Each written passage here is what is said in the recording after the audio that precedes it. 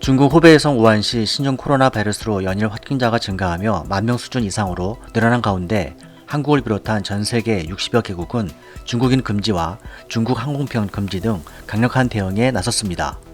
그런데 바로 인접 국가인 동남아시아 국가들은 이상하리만치 조용한 분위기여서 언론이 알아보니 기가 막힌 상황이 벌어집니다.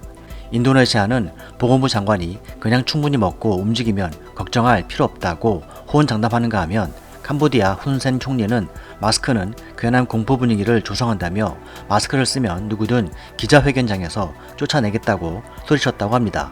지난 1일 중국의 국가로는 처음으로 사망자가 나온 필리핀 대통령은 중국 본토 방문을 금지할 이유가 없다라고 말했다고 합니다. 미얀마의 경우는 더욱 심각한 상황입니다. 지난 31일 첫 번째 의심 사례가 나왔음에도 불구하고 검사 장비가 없어서 아직 확진자 여부를 알 수조차 없다고 합니다. 이러한 상황에서 미얀마 고위 관료들은 민간요법을 장려하며 페이스북으로 중국 정부가 양파를 최대한 많이 섭취하라고 했다라고 전하고 있다고 합니다. 동남아시아가 신종 코로나 바이러스에 강경하게 대응하지 못하는 이유는 대중 무역 의존도가 기형적으로 높고 중국 관광객에 의존하고 있기 때문입니다.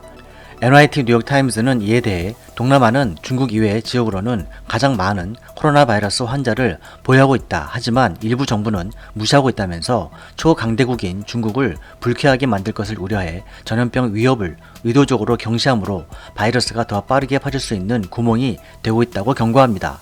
특히 전염병의 경우 선진국보다 의료 시스템이 취약한 개발도상국에서는 제대로 대처하지 못해서 목숨을 잃는 환자들의 증가가 예상된다고 전합니다. 하지만 동남아 국가들은 중국 눈치 보기에 급급한 사이 이 지역의 신종 코로나 바이러스는 빠르게 늘고 있다고 지적하고 있습니다. 더 큰 문제는 캄보디아나 라오스 등 국민 소득이 낮고 언론의 자유가 통제된 나라일수록 확진 사례가 거의 없다는 점입니다.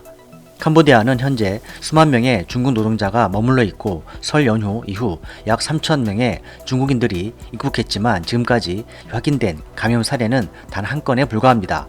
중국과 같이 이들 나라들도 정부 차원에서 환자 수를 은폐하고 있다는 의혹이 불거지는 이유입니다.